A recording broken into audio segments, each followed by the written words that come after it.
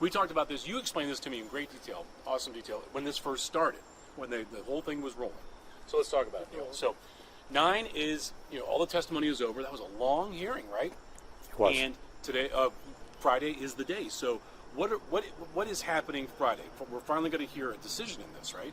Correct. So what is Friday? So Friday, Judge Rowe will announce his ruling, and he'll tell us, one, how he interpreted the facts, how he interprets the 5 Miller factors, and he's going to tell us in how he applies the 5 Miller factors to the shooter in the case.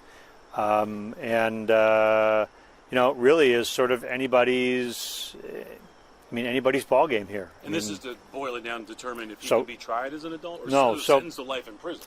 So the Miller factors are what the Supreme Court has identified as the factors that a judge has to consider in deciding whether or not a juvenile can be sentenced to life without parole. And that's a big deal. Juvenile life without parole. Huge deal. Doesn't happen often. So it doesn't happen often anymore. This is one of the first hearings where we've seen a court actually apply the Miller hearings. Let's back up for just so you have a little context. So we have traditionally treated juveniles and minors differently in this country because they are immature, they act with impetuosity, they come from backgrounds where they don't have full parenting, or they have bad influences as parents, and sometimes they act out, and their brains, we know that they develop later. And so previously, if a person who was a minor or a juvenile committed a first-degree murder or a felony murder, there was no choice. If they had the plea bargain the case, and then they went from first degree down to second, and they got a very long sentence in prison, or if they were convicted of first degree, they went to prison for life without parole. Sometimes a kid could get sentenced to life, but judges probably don't want to do that too often, right? The kids can be rehabilitated. So judges didn't have discretion for years. And so along came a Supreme Court case that said that essentially sending juveniles to prison for the remainder of their life without the chance that they be paroled is, generally speaking, cruel and unusual punishment. It's excessive because they have the chance to be rehabilitated. Now, what that translated to is, though, that there are exceptions, and the exceptions are that there are some juveniles who are so heinous, who are so beyond control, who are so that are already mature, that are so evil, that are so bad, that have no hope for rehabilitation or salvation in the legal system, that they can be sentenced to life in prison without parole. We have to have the Miller hearing. And the Miller hearing places all of that power in the hands of the judge. And so both sides have submitted lengthy pleadings with thousands of pages or hundreds of pages of attachments, and they each got to call witnesses that they thought were important for the judge to hear testify live. The prosecutor called witnesses, the defense called witnesses, and so essentially the judge is now going to render his decision. He's going to take all that information, and he's going to make a decision that comes down to this. Is it unconstitutional to sentence the shooter in this case to prison? And if that's the case, he'll get a very lengthy sentence in prison. It will be decades if he ever sees the light of day, but it'll be a very, very, very long sentence.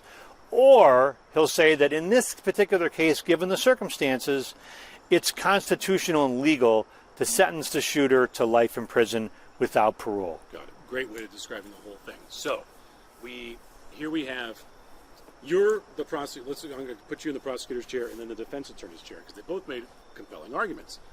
Here's a person who planned this out and terrorized the community and took these lives, and I think verbalized that he wanted the families to suffer. There's that. So you're the prosecutor's chair. You want him locked up. They have to show the community that he's not going to get out. Is that pretty much where you would stand if you were the prosecutor? Yes.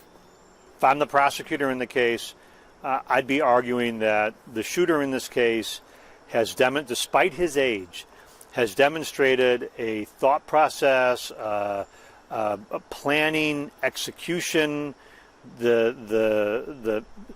no opportunity for him once he gets to prison to be rehabilitated. He's so far beyond the pale of potential rehabilitation, given how significant and complex his crime was. I mean, this was not a simple crime that developed out of a spur of the moment or impetuosity. He planned to take a gun to school. He planned it. He left it in his bag. He didn't tell the police about it. He didn't tell the school about it. Didn't tell his parents about it. And then he had to be thinking about it. And he was thinking about it, is their argument. And he was thinking and planning, and then he executed the plan. Yeah. Now I'll put you in the defense attorney's chair. Again, she did a great job. Compelling argument there. He hasn't driven a car. He was 15. He's 16 now. He's been sitting in jail there. They detailed how messed up he was and how messed up his parents were, and he couldn't get any help. So that's a good compelling argument too. So if you're in the defense attorney chair, what's your main argument? He's so young. He's just so young. And yes, his crime is heinous, and yes, his crime wreaked havoc on a community and terrorized a community and really broke a lot of lives. A lot of lives. But take a look at his parenting. His parenting wasn't top-notch by any stretch. And as a result, what did we expect? I mean, if the apple doesn't fall far from the tree, and we look at his age, and we think in his age he's so young that he can be salvaged and rehabilitated, and we should give him a chance. And the argument is that he's not going to be getting out tomorrow, or in a year, or 2 years, or 3 years, or 5 years, or even 10 years. He's looking at decades in prison.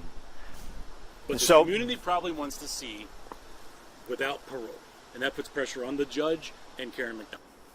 So the worst thing the legal system does is it is incapable of really satisfying people who are victims of crime.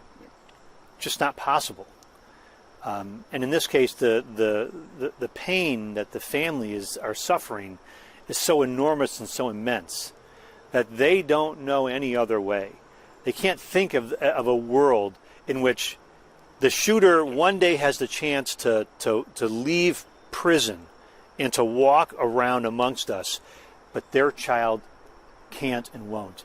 And for them, that is just so impossible to imagine that they have to somehow find a way to have this person locked up for the rest of his life. They believe that he's a danger. They believe that he is potentially going to do it again. And I understand that mentality too. Their thought is, so what? He's in prison for 20, 30 years. He's going to get out in 20, 30 years. His parents are likely not be alive. His parents are not going to be around. He's going to have no friends or family. What's going to stop him again from doing something else in order to make his mark again in life? That's going to be their thought process. And both arguments are compelling in this case. And a ton of pressure on Judge Rowe. A ton of pressure. So last question will be, gut tells you what is that ruling going to be? You're the judge now. Tough one. That's a tough one. It's a tough one. My gut tells me that Judge Rowe will sentence the shooter in this case to life in prison. Without parole. Without parole. That's my gut. Yep. My gut tells me that the facts developed at the hearing, that one of the witnesses called by the defense, who made every effort to mitigate the shooter's crime and background and to mitigate the sentence, just didn't totally measure up. That there were some real holes in that witness's testimony, and I think that is going to ultimately be the deciding factor, because we're talking about what is really the predictive factor of a hearing like this. Okay. And the prosecutors presented testimony that showed planning, that showed development, and the defense did as good a job as they could with the information they had, but the information they had wasn't particularly strong, because we saw the crime unfold on television. We saw the pain. We saw the aftermath. We saw the way he spoke. And they brought in an expert to try to explain some of this. And I think that the judges, if I had to guess, and I would not want to bet money on this, but if I had to guess, I would think that the judge is going to err on the side of saying the defense did not demonstrate enough to show me that Ethan Crumley or the shooter should be given anything but a sentence of life without parole.